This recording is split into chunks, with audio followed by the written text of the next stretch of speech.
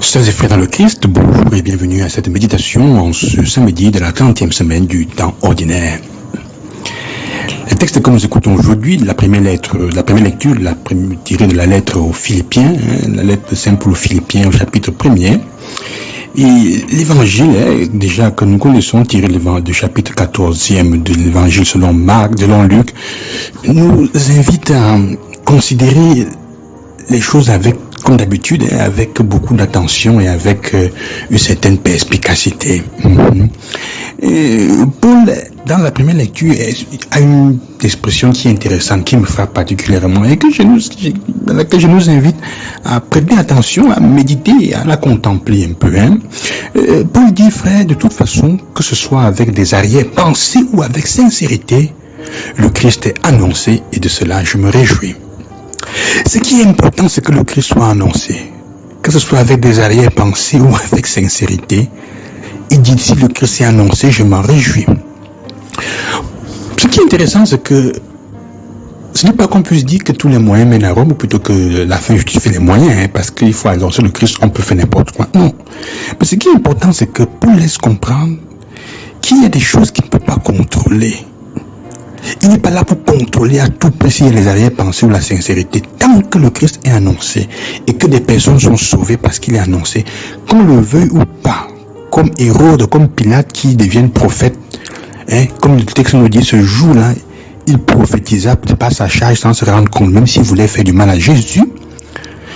Il faut qu'un meure pour que le peuple vive. Et il dit, je m'en réjouis parce que moi aussi j'en bénéficie. Ça tournera à mon salut.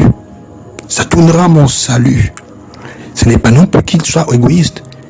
Mais il dit, je ne peux pas contrôler tout, dont l'important c'est que le Christ soit annoncé. Quelle est la chose la plus importante pour vous, pour toi? Quand nous faisons les choses dans le quotidien, est-ce pour que pour que notre moi soit annoncé, ou pour quelle autre raison? Si ta préoccupation c'est que le Christ soit annoncé à tout prix, mon frère, ma soeur, il y a beaucoup de choses sur lesquelles on va passer. On arrivera à dire comme Paul ici, en effet, qui dit, soit que je vis, soit que je meurs, le Christ sera glorifié dans mon corps. En effet, pour moi, vivre c'est le Christ. Comme c'est beau. Cette phrase de Saint Paul est une des plus belles que nous ayons dans ses écrits. Pour moi, vivre c'est le Christ. Et mourir est un gain, est un avantage. Parce que je vais le rencontrer. Alors je dis donc plus à me préoccuper de la première place. Comme l'évangile. Et c'est ce que Jésus nous fait comprendre dans l'évangile. Donc, si on arrive à cette compréhension de Paul, je n'ai pas me préoccuper si je veux m'asseoir à la première place ou à la dernière place. La question de la place n'est plus importante. C'est pour ça que Jésus dit la parabole en observant comment les gens choisissaient les premières places.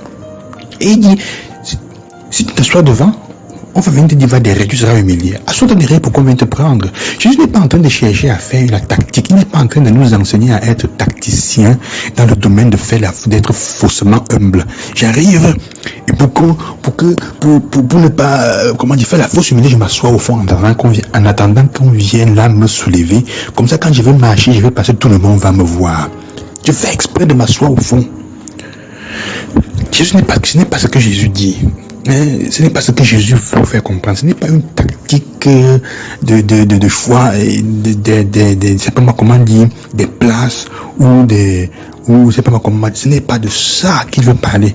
En effet, si on reste là, on ne comprend pas là où Jésus veut arriver. Il dit plus attention sur le fait de l'humilité. L'important c'est que tu sois humble. L'important c'est que tu sois ce que tu dois être, que tu comprennes la vérité de ce que tu dois être.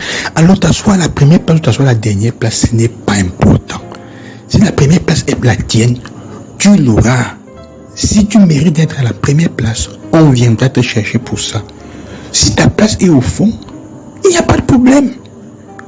Tu n'as plus besoin qu'on vienne te chercher et tu n'es pas humilié. Tu es là où tu dois être. C'est ça que Jésus fait comprendre.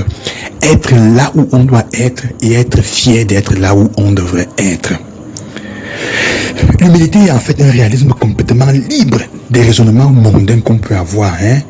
Des raisonnements mondains dans lesquels ce qui est important, c'est la place qu'on occupe.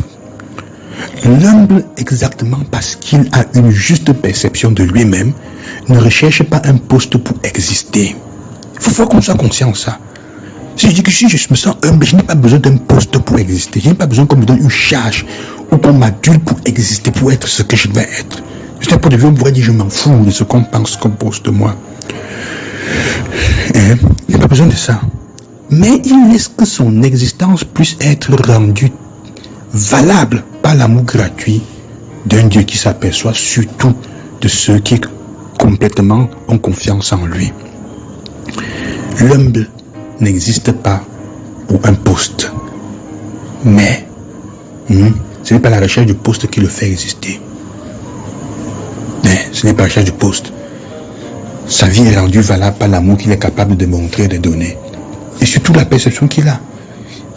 L'humilité, c'est arrêter de retenir, comment dire, de retenir comme immuable ses propres certitudes et ses propres raisonnements, excluant ainsi le fait d'un dynamisme dans le mystère que Dieu est et qu'il nous dépasse, il nous émerveille. L'humble est celui que la vie met à la dernière place peut-être, mais qui dans la vie éternelle est le premier. Ça ne veut pas dire attendre de mourir, non. Ça se fait, ça veut dire rejoindre le niveau où on est en paix avec soi-même, où on est en paix avec les autres, où on n'attend rien, on ne dépend pas de l'adulation et des compliments des gens, l'humilité. On reconnaît dans la vérité ce qu'on vaut, parce qu'on est aimé de Dieu. Et donc que je m'asseye à la première place ou à la dernière, ce n'est pas un problème. Que comme prêtre le dimanche à l'église, ce n'est pas moi qui dois célébrer la messe, je mets l'étole ou je mets la chaise où je m'assois dans la foule, c'est la même chose parce que c'est un service que je rends à l'hôtel. Si ce n'est pas mon tour de rendre un service, je peux laisser.